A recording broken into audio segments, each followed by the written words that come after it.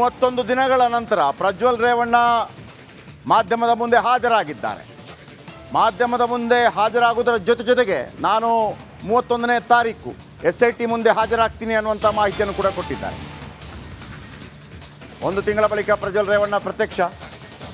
ಇದೀಗ ಕರೆಕ್ಟಾಗಿ 6:30ಕ್ಕೆ ಆ 31 ದಿನಗಳಲ್ಲಿ ಏನೆಲ್ಲ ಆಯಿತು ಅನ್ನೋದನ್ನು ಒಂದು ಸ್ಪೆಷಲ್ ರಿಪೋರ್ಟ್ ನಿಮ್ಮ ಮುಂದೆ ಇಡ್ತೀನಿ ನಾನು.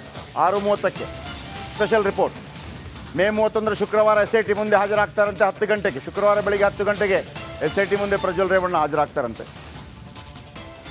ವಿಡಿಯೋದಲ್ಲಿ ಮಾಹಿತಿ ನೀಡಿದ್ದಾರೆ ಪ್ರಜ್ವಲ್ ರೇವಣ್ಣ. ವಿದೇಶದಿಂದ ವಿಡಿಯೋ ರಿಲೀಸ್ ಮಾಡಿದ್ದಾರೆ ಅಂತ ನಂಬಲಾಗ್ತಾ ಇದೆ.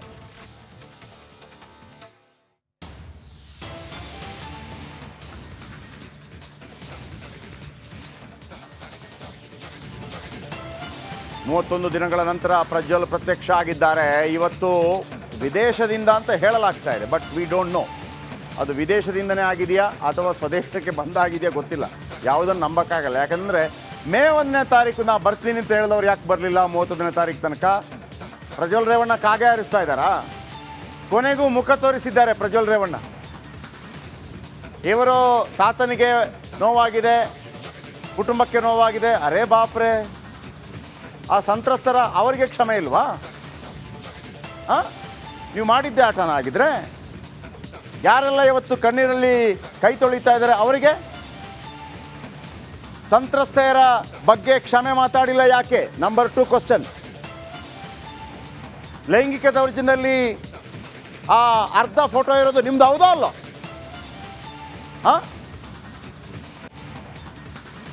ವಿದೇಶದಲ್ಲಿ ಇದ್ದುಕೊಂಡು ಮೇ 1ನೇ ತಾರೀಕು ಬರ್ತೀನಿ ಅಂತಂದ್ರಿ, ಈಗ ಮತ್ತೆ ಕಾಗೆ ಹಾರಿಸ್ತಾ ಇದ್ದೀರಾ? ನೀವು ತಪ್ಪು ಮಾಡಿಲ್ಲ ತಾನೆ? ನಡಿ ಈಗ ಶುರು ಮಾಡೋಣ. ಕೇಸರಿಯಿಂದ ಮನೋಲ್ಲಾಸ ಮನಸ್ಸು ಮತ್ತೇರಿ ಕುಣಿದಾಡಿದೆ ನೋಡು, ಮನಸ್ಸು ಮತ್ತೇರಿ ಕುಣಿದಾಡಿದೆ ನೋಡು. ಕ್ಷಣ ಕ್ಷಣವೂ ಆಚರಿಸಿ ಕೇಸರಿ ಹಬ್ಬ. ವಿಮಲ್ ಬಾಯಲ್ಲಿ ಹೇಳಿ ಕೇಸರಿ. ಮತ್ತ್ಯಾಕೆ ಅಡಗಿ ಕೂತಿದ್ದೀರಿ? ಒಂದು ಪಿಕ್ಚರ್ಗೆ ಹೋಗ್ರಪ್ಪ. ಅಲ್ಲಿ ಯಾವುದೋ ಒಂದು ಹೋಟೆಲಿಗೆ ತಂಗಿದ್ರೆ ನಿಮ್ಗೆ ಗೊತ್ತಾಗುತ್ತೆ ನಿಮ್ಮ ಪಾಸ್ಪೋರ್ಟಲ್ಲಿ. ಯಾಕೆ ಭಯ ಬಿದ್ದು ಯಾರ್ಯಾರ ಮನೆಯಲ್ಲಿ ತಂಗ್ತಾ ಇದ್ದೀರಿ? ಯಾವ ಊರಲ್ಲಿದ್ದೀರಿ? ಯಾಕೆ ಇಷ್ಟೊಂದು ಮೌನ? ಓಕೆ, ಇವತ್ತು ನಮ್ಮ ಪ್ರಶ್ನೆ, ನಾವು ಇದನ್ನು ಕೇಳ್ತಾನೆ ಇರ್ತೀವಿ, ಪ್ರಶ್ನೆ ಕೇಳ್ತಾನೆ ಇರ್ತೀವಿ. ನೀವು ಬಂದ ತಕ್ಷಣ ಪ್ರಜ್ವಲ್ ರೇವಣ್ಣ ಬಂದ್ಬಿಟ್ರು ಮುಗೀತು. ನೋ, ಯಾವುದೇ BJPನೋ ಕಾಂಗ್ರೆಸ್ಸೋ ಯಾವುದೇ ಪಕ್ಷಗಳು ಕೇಳದೇ ಇದ್ದರೆ ಕೂಡ, ನಿಮ್ಮಲ್ಲಿ ಅಂಡರ್ಸ್ಟ್ಯಾಂಡಿಂಗ್ ಇದ್ರೂ ಕೂಡ ರಿಪಬ್ಲಿಕ್ ಕನ್ನಡ ಪದೇ ಪದೇ ನಿಮ್ಮನ್ನು ಪ್ರಶ್ನೆ ಮಾಡುತ್ತೆ.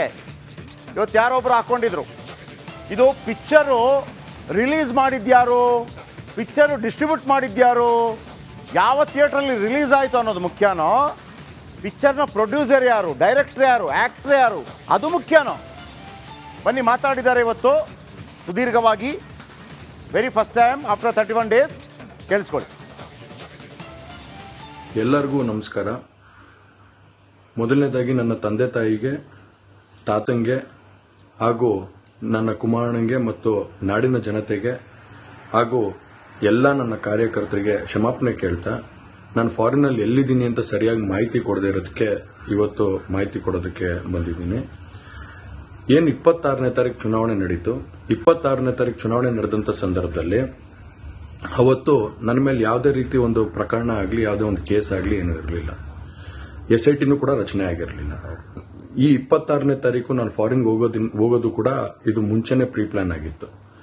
ಹಾಗಾಗಿ ನಾನು ಫಾರಿನ್ ಹೊರಟಾದ ಮೇಲೆ 3-4 ದಿನದ ನಂತರ ನಾನು ಯೂಟ್ಯೂಬ್ ನೋಡುವಂಥ ಸಂದರ್ಭದಲ್ಲಿ, ನ್ಯೂಸ್ ಚಾನೆಲ್ ನೋಡುವಂಥ ಸಂದರ್ಭದಲ್ಲಿ ನನಗೆ ಈ ಮಾಹಿತಿ ದೊರಕುವಂಥ ಕೆಲಸ ಆಯಿತು. ಮಾಹಿತಿ ದೊರಕಿದ ಮೇಲೆ ನಂತರ SITನೂ ಕೂಡ ಏನು ಒಂದು ನೋಟಿಸ್ ಕೊಡುವಂಥ ಕೆಲಸ ಮಾಡಿತು. ಆ SIT ನೋಟಿಸ್ಗೂ ಕೂಡ ನಾನು ಎಕ್ಸ್ ಖಾತೆ ಮುಖಾಂತರ ಮತ್ತು ನನ್ನ ಲಾಯರ್ ಮುಖಾಂತರ ನಾನು 7 ದಿನ ಸಮಯ ಅವಕಾಶ ಕೇಳಿದ್ದೆ. 7 ದಿನ ಸಮಯ ಅವಕಾಶ ಕೇಳಿದ ಮೇಲೆ ಕೂಡ ಅದು ಮಾರನೇ ದಿನನೇ ಏನು ಕಾಂಗ್ರೆಸ್ನ ಹಿರಿಯ ನಾಯಕರಾದಂಥ ರಾಹುಲ್ ಗಾಂಧಿ ಅವರು ಮತ್ತು ಹಾಗೂ ಎಲ್ಲ ಹಿರಿಯ ನಾಯಕರುಗಳು ಏನು ಓಪನ್ ವೇದಿಕೆಗಳಲ್ಲಿ ಈ ಒಂದು ವಿಚಾರಗಳನ್ನ ಪ್ರಚಾರ ಮಾಡೋದಕ್ಕೆ ಪ್ರಾರಂಭ ಮಾಡಿದ್ರು, ಚರ್ಚೆ ಮಾಡೋದಕ್ಕೆ ಪ್ರಾರಂಭ ಮಾಡಿದ್ರು, ಒಂದು ರಾಜಕೀಯದ ಪಿತೂರಿ ಮಾಡೋ ಅಂತ ಕೆಲಸನ ಮಾಡಿದ್ರು. ಇದೆಲ್ಲ ನೋಡಿದಂಥ ಸಂದರ್ಭದಲ್ಲಿ ನಾನು ಡಿಪ್ರೆಷನ್ಗೆ ಹೋಗುವಂಥ ಕೆಲಸ ಆಯಿತು, ಐಸೋಲೇಷನ್ಗೆ ಹೋಗುವಂಥ ಕೆಲಸ ಮಾಡಿಕೊಂಡೆ. ಹಾಗಾಗಿ ನಾನು ಮೊದಲನೇದಾಗಿ ನಿಮ್ಮೆಲ್ಲರನ್ನೂ ಕ್ಷಮಾಪಣೆ ಕೇಳಿದೆ, ದಯವಿಟ್ಟು ಕ್ಷಮಿಸಿ ಅಂತ ಕೇಳಿದೆ ನಾನು. ಅದಾದ ನಂತರ ಹಾಸನಲ್ಲೂ ಕೂಡ ಕೆಲವು ಶಕ್ತಿಗಳು ಎಲ್ಲ ಒಟ್ಟಿಗೆ ಸೇರ್ಕೊಂಡು ಇವತ್ತು ನನ್ನ ಮೇಲೆ ರಾಜಕೀಯದ ಒಂದು ಪಿತೂರಿ ಮಾಡೋಂಥ ಕೆಲಸ ಮಾಡೋಂಥದ್ದು ಇರ್ಬೋದು. ರಾಜಕೀಯವಾಗಿ ನಾನು ಏನು ಬೆಳೀತಾ ಇದ್ದೀನಿ, ನನ್ನ ಕುಗ್ಗಿಸ್ಬೇಕು ಅನ್ನೋ ಒಂದು ರೀತಿಯಲ್ಲಿ ಇವತ್ತು ಏನೇನೋ ಒಂದು ಪ್ರಕರಣಗಳಲ್ಲಿ ಅವರು ಎಲ್ಲರೂ ಕೂಡ ಒಂದು ಭಾಗಿಯಾಗುವಂಥ ಕೆಲಸಗಳನ್ನ ಮಾಡಿಕೊಂಡ್ರು. ಹಾಗಾಗಿ ಇವನ್ನೆಲ್ಲ ನೋಡಿದಂಥ ಸಂದರ್ಭದಲ್ಲಿ ಇದ್ದಿದ್ದು ಇನ್ನ ಒಂದು ಆಘಾತ ಆಗೋಂಥ ಕೆಲಸ ಆಗಿ ನಾನೇ ಒಂಚೂರು ದೂರ ಇದ್ದೆ. ಹಾಗಾಗಿ ಯಾರು ಕೂಡ ಇದ್ರ ಬಗ್ಗೆ ತಪ್ಪು ತಿಳಿಯೋದು ಬೇಡ.